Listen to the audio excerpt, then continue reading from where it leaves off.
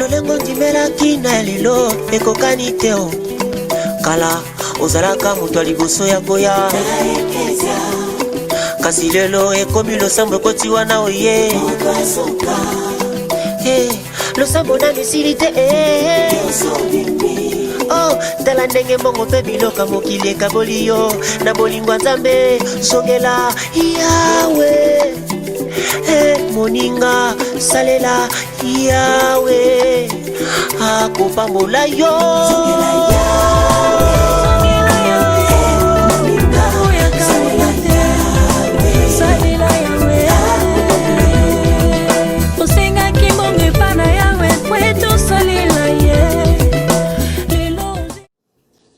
il doit te parler par la bouche du ministre. Donc nous les prédicateurs, c'est par nous que Dieu vous parle. Il n'y a pas de solution. Ce n'est pas toi-même en lisant la Bible que Dieu va te parler. Non. C'est au travers. Dieu ne change pas. Je vais vous donner. Ce n'est pas moi. Hein, ce sont les Écritures. Il est possible que tu sois tombé sur un faux prédicateur. C'est pourquoi tu es en colère. Il est possible que tu aies rencontré un faux pasteur, un faux docteur. C'est pourquoi tu es en colère contre nous tous. Non. Nous t'informons que les vrais existent. Et nous nous comptons parmi les vrais. On n'a pas honte pour dire ça. Nous nous comptons parmi les vrais. Mais il n'est pas dit parce que tu es un blessé de guerre que tu penses que tout le monde est mauvais. Non, tout le monde n'est pas mauvais. Dieu, c'est un Dieu qui ne change pas. Un jour, Israël dit à Moïse, Moïse, nous, on est fatigués de t'écouter. C'est pourquoi, frère, quand vous avez des ministres vrais dans vos assemblées, ils sont pour vous une source de bénédiction. C'est pourquoi il faut les respecter, les honorer. J'ai dit quand vous avez des vrais ministres, il faut comprendre qu'ils sont pour vous une source de bénédiction. Je ne parle pas des aventuriers, ok? C'est pourquoi j'ai commencé par expliquer les critères des ministres. J'ai expliqué toutes ces choses-là. Pour que tu sois capable de voir et de regarder, de dire, voici les vrais. Les ministres ne sèment pas la haine parmi les frères, non. Je vous ai toujours dit que le diable, quand il veut venir t'attaquer, il ne viendra pas avec les deux cornes. Tu verras que c'est le diable. Le diable, quand il veut t'attaquer, il vient avec malignité. C'est avec la malice qu'il va se présenter au devant de toi. Il parlera bien, comme si il parle bien. En réalité, si tu viens dans le fond, tu vas remarquer que dans toi, il risque de s'aimer quelque chose de mauvais. Mais tu ne vas pas te rendre compte. Les enfants d'Israël font la demande à Dieu. Il dit, Moïse, nous sommes fatigués de t'écouter. Nous te prions, Moïse, de demander à Dieu de descendre lui-même. Moïse va y rencontrer Dieu. Il dit, Dieu, ce peuple-là voudrait que tu descendes toi-même. La Bible dit que c'est Dieu qui crée en nous le vouloir et le faire. Nous disons que cette demande d'Israël, c'était une demande légitime. En réalité, le peuple avait demandé que Dieu descende. Est-ce que vous comprenez? En d'autres termes, le peuple avait demandé que le ciel fasse son travail. Parce que demander à Dieu de descendre, c'est en d'autres termes demander aux cieux de s'ouvrir. Je ne voudrais pas dire que les cieux puissent se déshabiller. Je ne peux pas dire ça. Tu risques de ne pas bien me comprendre. En réalité, quand Israël disait que Dieu vienne nous parler, il demandait, Dieu, toi qui habites les cieux, descends ici. C'est pourquoi Dieu, en répondant à Moïse, va dire, dis à ce peuple, que moi, l'Éternel, le troisième jour, je descendrai sur la montagne. Voyez-vous? Donc Dieu confirme qu'il va quitter le ciel, qu'il va descendre. C'était une bonne prière. Pourquoi c'était une bonne prière? Parce que c'est la raison pour laquelle les cieux étaient habillés. Les cieux étaient habillés pour que la pluie tombe sur la terre. Or, cette pluie qui tombe sur la terre, c'est cette pluie qui forme Adam. C'est-à-dire, c'est Dieu lui-même qui descend pour donner la forme à l'homme. Donc, ce que Israël demandait n'était pas une chose nouvelle. Salomon dit, il n'y a rien de nouveau sur la terre. Ce qui est, c'est ce qui a été, et c'est ce qui sera. Donc Israël en réalité n'a fait que répéter la création. Dieu va, Moïse dit, dites-leur, Dieu dit à Moïse, dites à ce peuple, je descendrai. Les jours de la descente, il y a eu des tonnerres. Ça, c'est notre enseignement. Israël tremble. Il y rentre vers Moïse. Oh Moïse, Moïse, nous ne voulons plus qu'il descende. Toi, va, écoute-les et viens nous parler. Dieu a exaucé les deux prières. Il a exaucé la première prière, sauf que dans la première prière, ils n'ont pas vu Dieu. Nous comprenons que cette première prière concernait Israël. Parce que Israël, le jour de sa visitation, il n'a pas reconnu le Seigneur. Israël, si tu connaissais les jours de ta visitation. Est-ce que mon frère Roland, tu as cette écriture? C'est quoi? C'est le livre de Matthieu? Souffrez. Je ne sais pas si je trouverai cette écriture-là. Sinon, je pourrais aller chercher ça plus tard. Donc Israël n'a pas reconnu le jour de la visitation de Dieu. On peut prendre le livre de Matthieu. Là au moins ça va être plus facile pour vous. Hein? Ça va être plus clair. Hein? Donc mon bien-aimé Roland. Bon, prenons d'abord Matthieu. Matthieu chapitre 23 verset 37. Matthieu chapitre 23, verset 37, la Bible dit, Jérusalem, Jérusalem, qui tue les prophètes et qui lapide ceux qui te sont envoyés. Combien de fois ai-je voulu te rassembler tes enfants, comme une poule rassemble ses poussins sous ses ailes? Vous ne l'avez pas voulu. Voyez-vous, frère? J'aime la Bible. Écoutez, écoutez. Jésus dit, moi, Israël, Jérusalem, moi, j'ai voulu te rassembler. Est-ce que vous comprenez ce que nous disons? J'ai voulu te rassembler. Est-ce que vous voyez le corps d'Adam? En fait, Jésus voulait répéter la création d'Adam. Parce qu'au commencement, la Bible dit, Dieu rassembla la poussière de la terre. Donc, celui qui rassemble, c'est Dieu. Selon le livre de Genèse. Donc, le rassemblement, le travail du rassemblement, c'est la spécificité de Dieu. C'est lui le premier qui a procédé au rassemblement. Il rassemble la poussière de la terre. Hein? Maintenant, Jésus vient dans Matthieu, il répète la même chose. Israël, j'ai voulu te rassembler. Il est dit, mais vous n'avez pas compris. J'ai voulu créer un homme. Vous appelez au rassemblement. Écoutez l'évangile. Oh, le rassemblement n'est possible que si la pluie tombe des cieux. Est-ce que vous comprenez? S'il n'y a pas de cieux, point de rassemblement. Ah, j'aime ces choses. Ah, ça va bien, je me sens bien. Donc, s'il n'y a pas les cieux, il n'y a point de rassemblement. Voyez-vous? Parce que pour qu'il y ait rassemblement, il faut que la pluie tombe. En d'autres termes, Jésus leur disait, je suis la pluie. Je suis descendu pour vous rassembler. Est-ce que vous comprenez ça? Je suis descendu pour vous. Mais vous, Israël, vous avez refusé. Est-ce que vous comprenez ça? Donc, la première demande qu'Israël faisait, c'était en fait de demander Dieu de descendre. En d'autres termes, que la pluie tombe. Et je vous ai dit que la pluie ne peut pas tomber si le ciel n'est pas habillé. Parce que c'est le soleil qui est à la base de la pluie. Est-ce que vous comprenez ça, frère? Donc, sans le soleil, il n'y a pas de pluie. Très important. Luc chapitre 19, verset 44.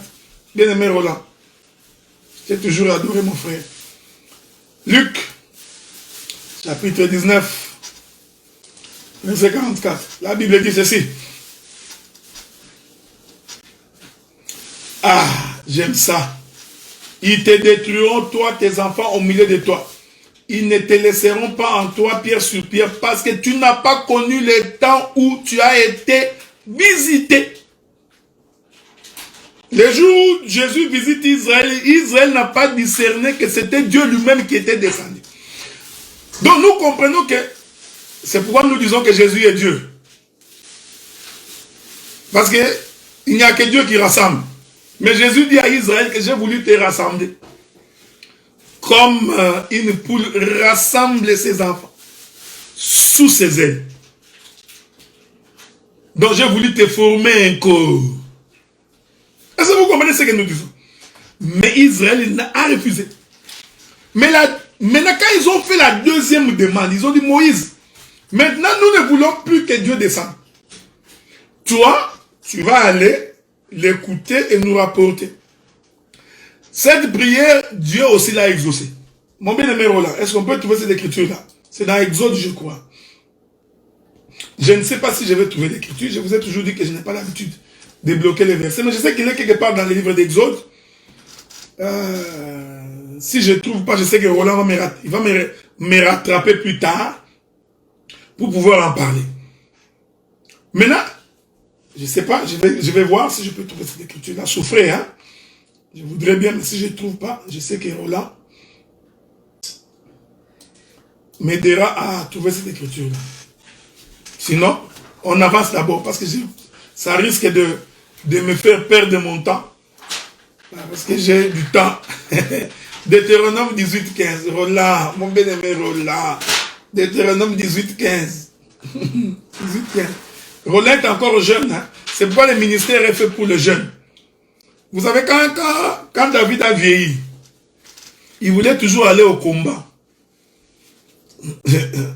Joab et les autres ont dit, non, non, non, écoute, David est devenu vieux.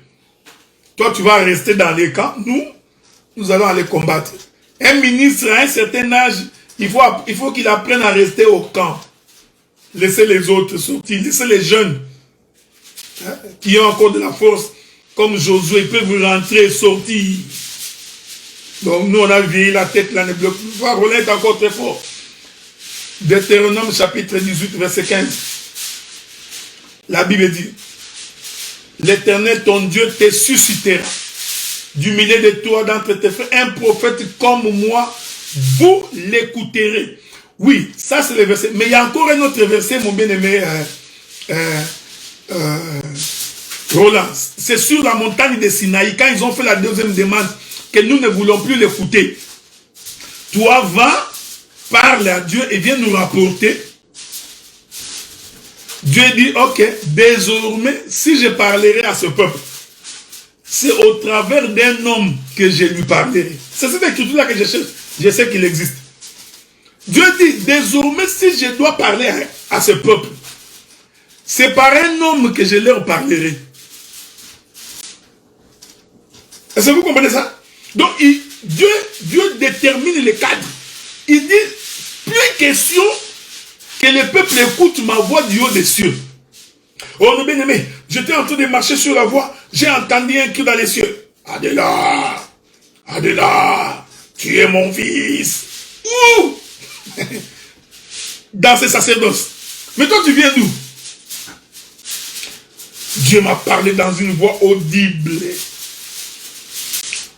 pour me dire, tu es mon fils, je t'ai fait ministre de l'évangile. Non, le ministère ne peut pas s'obtenir comme ça. Je dis et j'insiste, pas le ministère. Nous croyons au don de l'esprit, que tu peux écouter les voix audibles. Ça concerne les prophéties, mais pas dans les ministères. Non. Tu ne peux pas devenir ministre en écoutant une voix audible. Quand je dormais, j'ai entendu Dieu. Oh mon fils, Adela, je te donne une robe blanche pour enseigner la parole.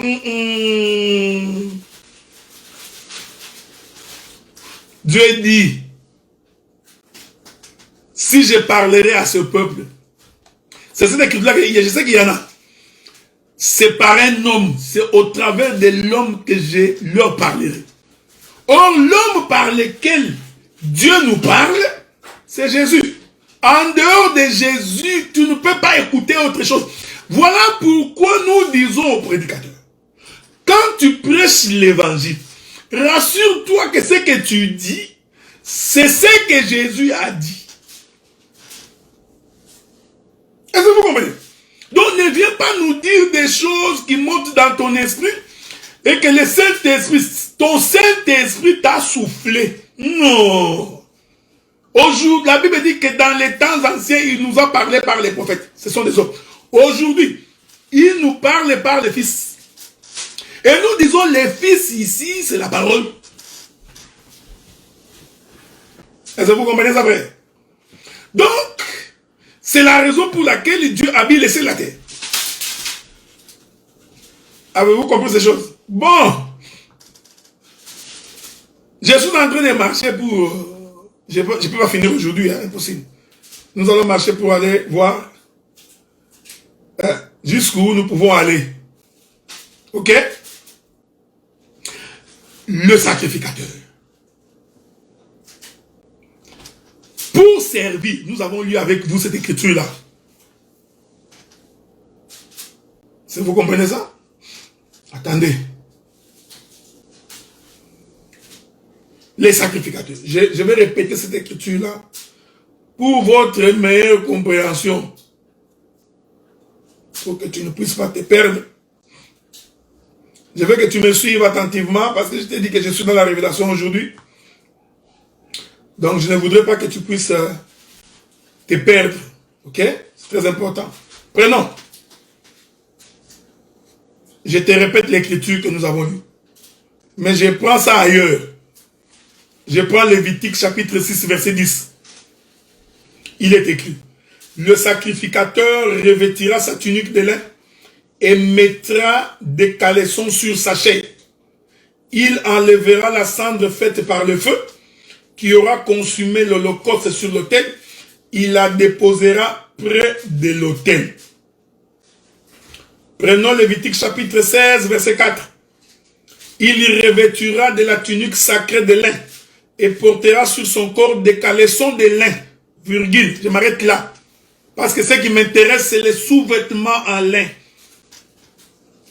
Quand les sacrificateurs voulaient monter, écoutez-moi bien, je veux que tu m'écoutes bien. Quand il voulait gravir les degrés, Dieu dit, tu porteras un caleçon, un sous-vêtement. Pourquoi portes-tu les sous-vêtements? C'est pour empêcher que le peuple découvre ta nudité. Est-ce que vous comprenez ce que nous disons? Or, le sacrificateur, c'est le Père. Car il est écrit, c'est dans la bouche du sacrificateur que nous trouvons la loi.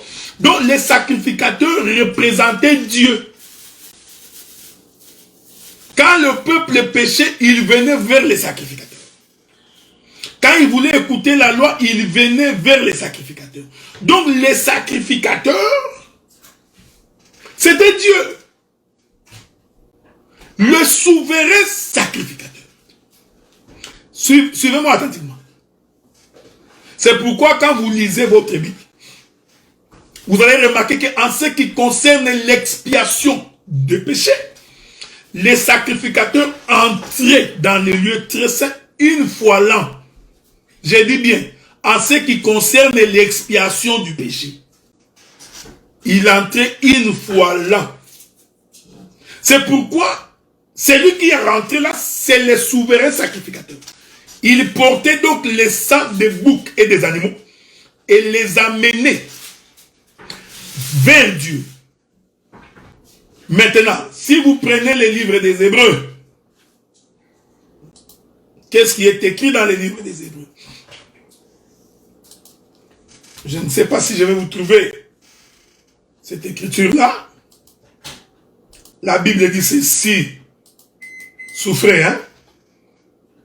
Il y a beaucoup d'écritures à donner là-dessus. J'ai vu Exode chapitre 20. On va lire ça après. C'est quoi? Exode chapitre 20, verset 18. Ok? Je vais revenir là-bas après. Ok. Donc 20, 18. Je vais revenir là-bas après. Lisons une écriture dans les livres des Hébreux. La Bible dit ceci. Je suis dans Hébreux chapitre 9.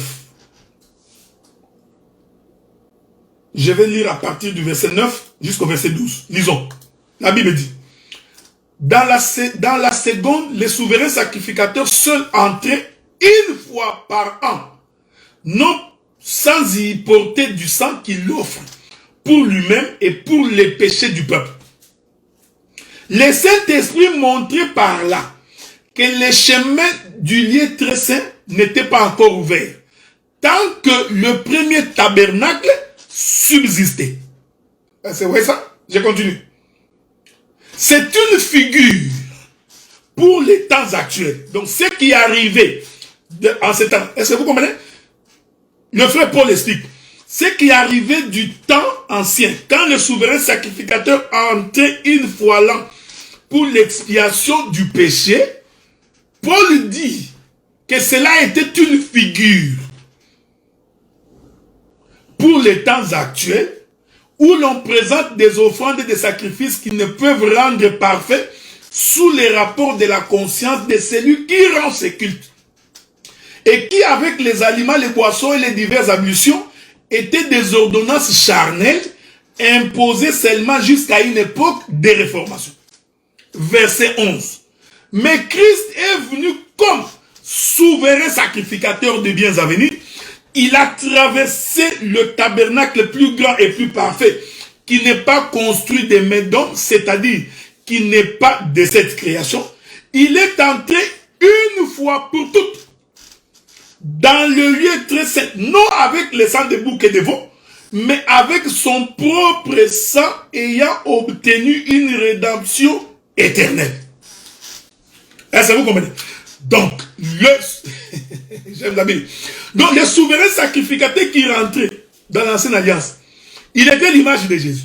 Mais celui-là, quand il entrait, il portait les caleçons. Est-ce que quelqu'un me comprend? Donc, en portant les caleçons, il était donc en train de cacher sa nudité. Mais pour, ici, j'explique la portée prophétique de ces choses. Oh, porter les sous-vêtements, en d'autres termes, il voilait sa nudité. Hein? Or, la nudité ici, ça ne se comprend plus comme étant le péché. La nudité ici représente le cachet de Dieu. Ce qui est son intérieur. Est-ce que vous comprenez ce que nous disons? Ce qui est comment donc il ne se peut pas faire découvrir. Ah, voilà, c'est ça la bonne expression. Donc en portant les sous-vêtements, il ne s'était pas fait découvrir. En d'autres termes, il s'est caché. Donc il a gardé son intérieur. Voilà pourquoi Israël ne pouvait pas être sauvé. Pourquoi Israël ne pouvait pas être sauvé? Parce que les souverains sacrificateurs de l'ancienne alliance, quand ils montaient les degrés, ils s'arrangeaient pour cacher les choses. Est-ce que vous voyez, frère? Donc, ici, je voudrais ici vous amener à comprendre cette nudité. Ok? Je voudrais vous amener à comprendre cette nudité. La Bible dit, lorsqu'ils porteront ces caleçons, cela partirait de la hanche jusqu'aux cuisses. Hein?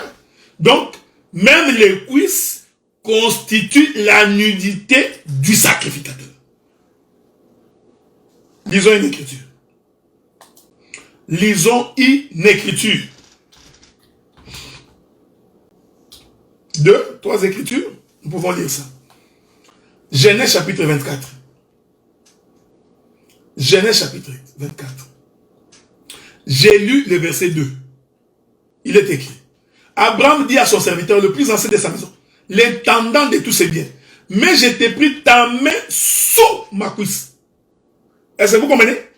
En d'autres termes, Abraham fit découvrir sa nudité à son serviteur le plus ancien de sa maison. Je t'ai pris de me suivre attentivement. Ici, frère, je ne donne pas les cours de sexologie. Ok? Que ton esprit et ta pensée ne soient pas tournés vers ces choses. Que ton esprit ne soit pas charnel pour aller se tourner vers les choses charnelles. Non. Je ne fais pas les cours de sexologie. Je suis en train d'expliquer la nudité de Dieu. Ici, j'ai mis la balustrade. Ici, maintenant, la nudité ne veut pas dire péché. Donc, Abraham a fait découvrir sa nudité à son serviteur le plus ancien. Pendant qu'il l'envoyait pour aller chercher la femme. Écoutez, hein, écoutez. Il dit, vous pouvez lire tous les textes, je vais sauter des versets pour vous. Le verset 9. Le serviteur mit sa main sous la cuisse d'Abraham, son Seigneur, lui jura d'observer ces choses. Pendant qu'Abraham envoyait son serviteur, en lui disant, je voudrais que tu observes fidèlement ce que moi, Abraham, je te dis. Mais pour que je sois rassuré de ta fidélité. Parce que tu es en train de partir pour chercher une femme. Ici, l'épouse de mon fils Isaac. En d'autres termes, tu vas pour chercher l'église. Isaac, c'est le fils unique de Dieu, c'est Jésus-Christ. Mais pour que tu ailles, il faut que moi, le Père, que tu découvres ma nudité en y plaçant ta main. Nous disons que la main ici, c'est le ministère. Je vais arriver plus tard. Et tu me jures que tu feras fidèlement ce que je t'ai dit. Donc, les serviteurs est en réalité sorti avec l'intérieur d'Abraham. Voilà pourquoi Jésus-Christ a dit, ce que je vous dis, je l'ai vu du Père. Ce que je vous dis, je l'ai entendu du Père. Il confirme dans Jean chapitre 17, quand le Saint-Esprit viendra, il ne dira rien de lui-même. Il prendra, vous comprenez? Donc il va découvrir. Donc il va entrer à l'intérieur de Dieu pour vous dire des choses que l'œil humain n'a point vues. C'est ça les serviteurs le plus fidèles. Donc nous comprenons que quand les sacrificateurs montaient du temps d'Israël, pourquoi portaient-ils un caleçon? En réalité, c'était pour voiler Israël. C'était pour empêcher Israël d'accéder à la vérité. En d'autres termes, le caleçon du souverain sacrificateur, c'est le parler en parabole. Matthieu chapitre 13. On peut d'abord lire Exode. Hein? Exode 20 et 18, c'est ça? C'est juste pour votre... pour fournir votre carquois. Exode 20, verset 18. Il est écrit. La Bible dit. Je vais trouver la bonne écriture que j'ai cherchée. Verset 18. Tous les peuples entendaient les tonnerres et les sons de la trompette. Ils voyaient les flammes de la montagne filmant dans ce spectacle. Ils tremblaient, ils se tenaient dans l'éloignement. Ils dirent à Moïse, parle-nous de toi, parle-nous toi-même et nous écouterons. Et que Dieu ne nous parle point, de peur que nous ne mourions. Moïse dit au peuple, ne vous effrayez point, car c'est pour vous mettre à l'épreuve que Dieu est venu. Vous comprenez? Donc maintenant Dieu parlait par Moïse. Regardez maintenant. Rentrons là-bas. Matthieu chapitre 10. À moins que je ne me trompe. Attendez. Matthieu chapitre 10 ou Matthieu chapitre 13. Souffrez, hein. Souffrez, je suis en train de chercher cette écriture-là. C'est pour votre bien, ok? Je la cherche pour votre bien, l'écriture. Matthieu. Matthieu. Chapitre 13 ou chapitre 10? Chapitre 13, je crois. Chapitre 13, verset 10. Les disciples s'approchèrent et lui dirent, pourquoi leur parles-tu en parabole? Jésus leur répondit, parce qu'il vous a été donné de connaître les mystères. Oh, les mystères, c'est ce qui est caché. Avez-vous remarqué cette chose? Donc, les mystères, c'est ce qui est caché. Il dit, Jésus lui répondit, parce qu'il vous a été donné de connaître les mystères du royaume et que cela ne leur a pas été donné. Donc, pour Israël, les mystères étaient cachés. Mais pour vous, les mystères a été dévoilé. C'est pourquoi, comme le premier sacerdoce était une ombre, était une figure, ainsi il ne pouvait pas, ce sacerdoce-là, donner la vie au peuple. C'est pourquoi quand le souverain sacrificateur montait, il s'arrangeait pour que le peuple ne découvre pas sa nudité. C'est Dieu qui avait dit ça. Pourquoi Dieu avait-il dit ça? C'était pour empêcher Israël d'avoir la vie. Est-ce que vous comprenez? Donc, quand le Père cache sa nudité, la vie ne peut pas être communiquée. Oh, tala ndenge mongo pe biloka mokili ekaboli yo na bolingwa Nzambe songela Yahweh. Moninga salela Yahweh akopambola yo.